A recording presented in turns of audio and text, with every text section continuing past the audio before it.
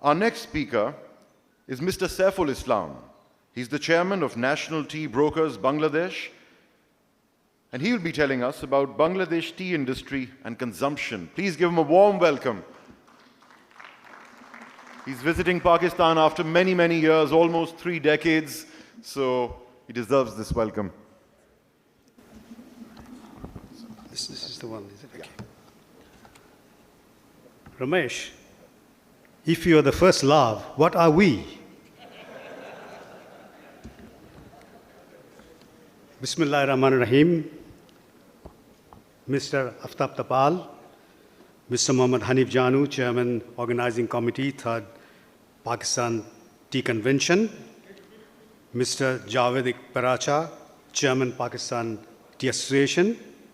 Members of the Organizing Committee, international delegates from Pakistan, and delegates from Pakistan. No lady. Oh, ladies and gentlemen, Assalamu alaikum and good afternoon to you all. Well, after this wonderful presentation by Kenya and Sri Lanka and also Vital Tea, I think I'm a little nervous. And Kenyan had, I think, 20 delegates. Sri Lanka had, how many? 4.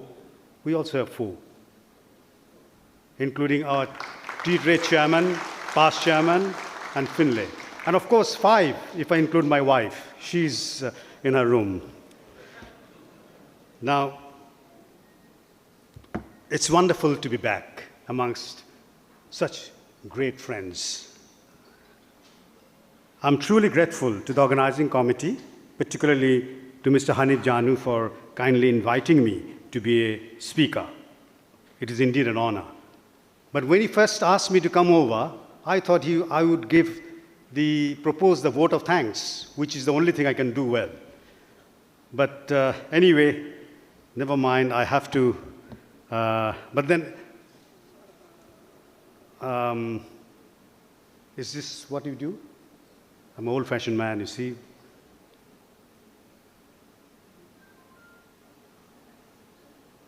This is quite a coincidence, I think. Happy International Day.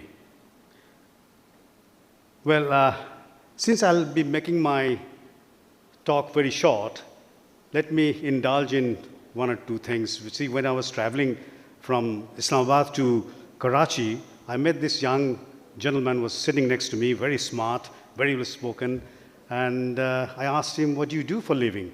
He said, I'm in fast food business. He asked me, what do you do? I said, I'm in slow tea. We are slow. Tea is really slow-moving thing. And you see, it took 22 years for Pak PTA to have another convention. Slow. We have been trying in Bangladesh to have a convention for last 45 years, not succeeded yet. So anyway, here I am. I've been given a topic by the organizing committee, Bangladesh Tea Industry and Consumption.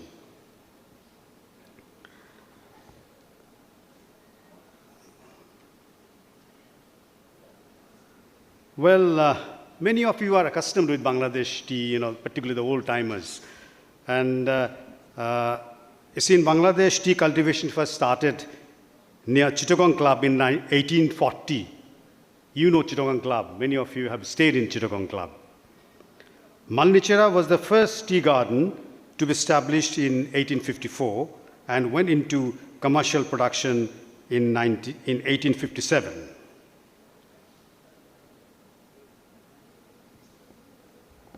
Now, the main tea growing areas lie to the east of Ganga-Jamuna floodplains in the hilly areas bordering Kachar and northeast India.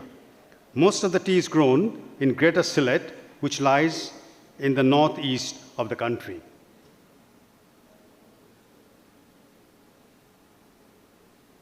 As you can see, this is Bangladesh, and tea is also grown in Chittagong, and also these days in the North Bengal, which is rapidly growing. Tea fields, unfortunately, in Bangladesh are not high enough. They're up to 300 feet high.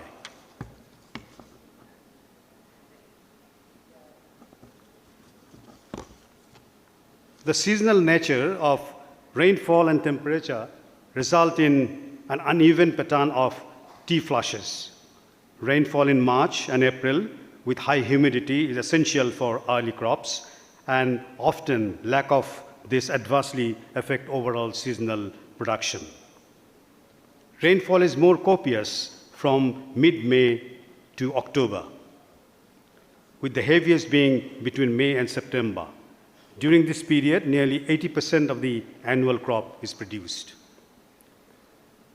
Dry season generally sets on from October, lasting until April the following year.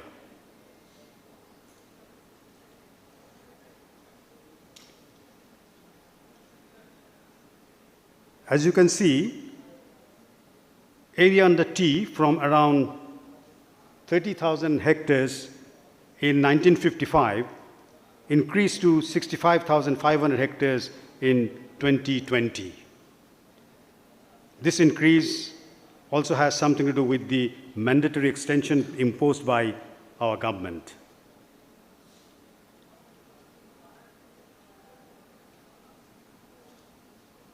A shift in the method of manufacture of tea from orthodox to CTC began in late 1970s, have grown apace, and currently 99% of all teas produced are CTC manufacture. Some green tea and a nominal weight of orthodox teas are produced.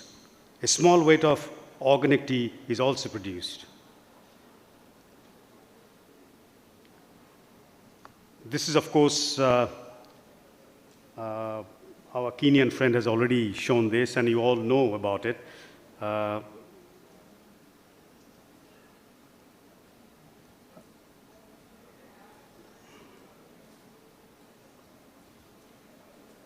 this is the total production picture. There has been an increase in crop from 23 million kgs in 1955 to the present 96.5 million kgs in 2021. Sylhet division produces the most, around 75%. Chittagong division around 10%, and the balance 15% comes from North Bengal division, most of which is from smallholders. So you can see that North Bengal is really growing fast.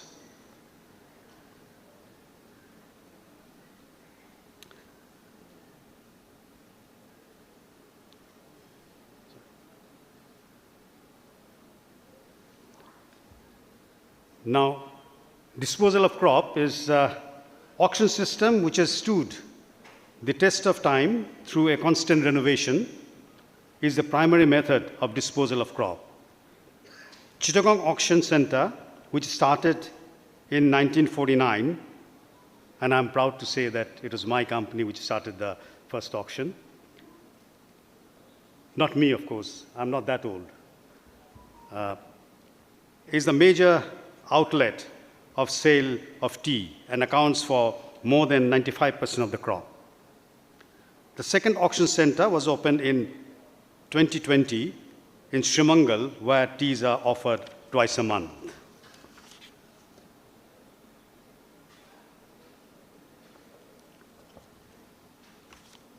Prior to 1971, all tea produced is what we now, Bangladesh, was sold internally, with West Pakistan being the main consumer. Limited exports were made only to UK, Ireland, and Western Europe. There was very little retention in East Pakistan. The scenario, however, changed drastically after 71. And from a captive market of West Pakistan until 71, Bangladesh teas were shipped to many more countries in both traditional and non-traditional markets. And her share of export in the world market rose to 4% in 1995. However, this trend was again reversed, with export volumes declining due to the rapid increase in the internal consumption.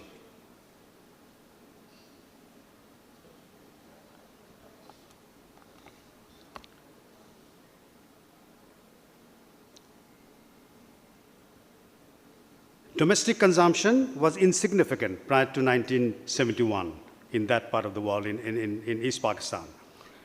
As the bulk of the produce was consumed in West Pakistan, this has now changed with the internal trade emerging as a major player in the Bangladesh tea market.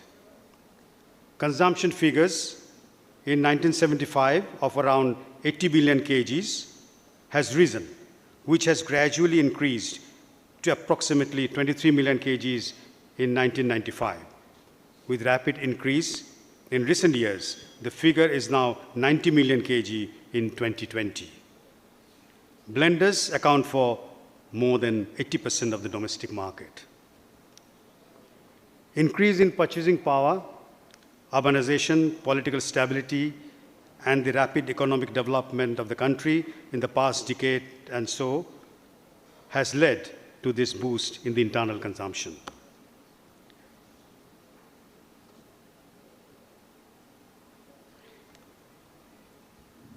Ispahanis are the oldest and the largest tea packers, followed by Abul Khair and Meghna group of industries. But this you can see that major blenders who account for 70% and 10% by the smaller blenders. So we have sort of more than 20 blenders who are operating in the market. But Ispahanis have always been on the top.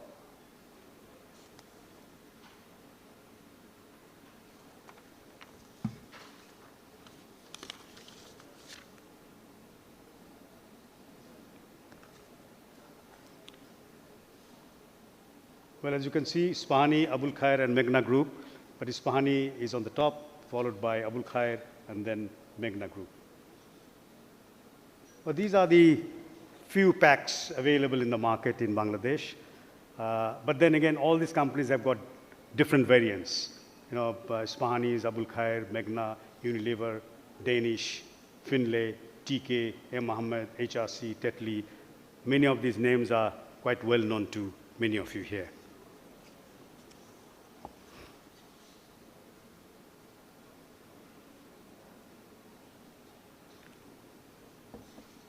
Bangladesh tea sailed through the second year of COVID-19 pandemic successfully, producing the highest ever crop. As you have seen, the expansion in consumption in the domestic market, we also see a rapid growth in production. And it is apprehended that soon a sizable weight of tea would be available as exportable surplus. This should be possible due to the continued massive inputs by the producers and improved agricultural practices and new plantation in North Bengal. So, gentlemen, soon you shall have a lot of tea to import from Bangladesh.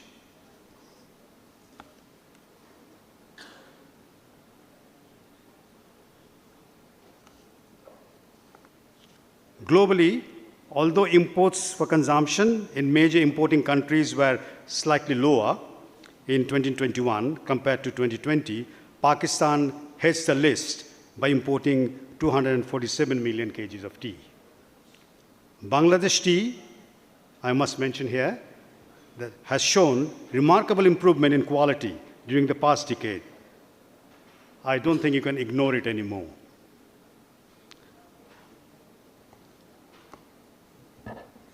Well, since I have plenty of time, I would like to indulge in a small, minor humor. It's not a humor, it's fact. In fact, since I was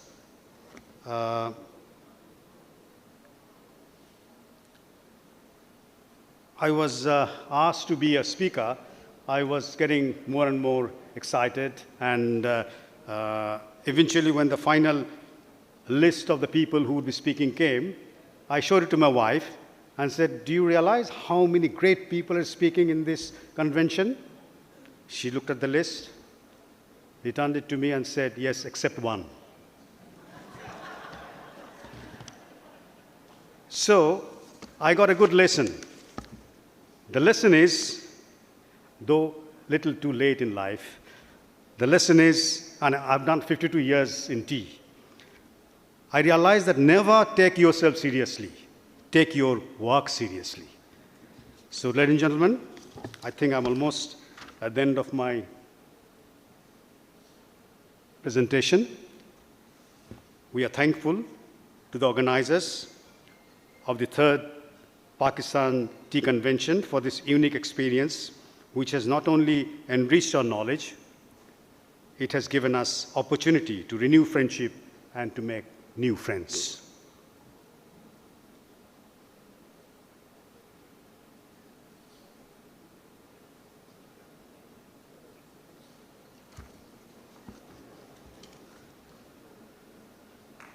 Thank you.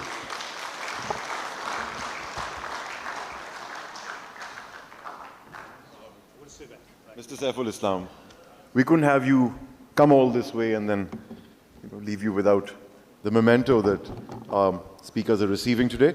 And Mr. Saiful Islam will receive his memento from Mr. Francis Muthemia, I hope that's the correct pronunciation, as well as Mr.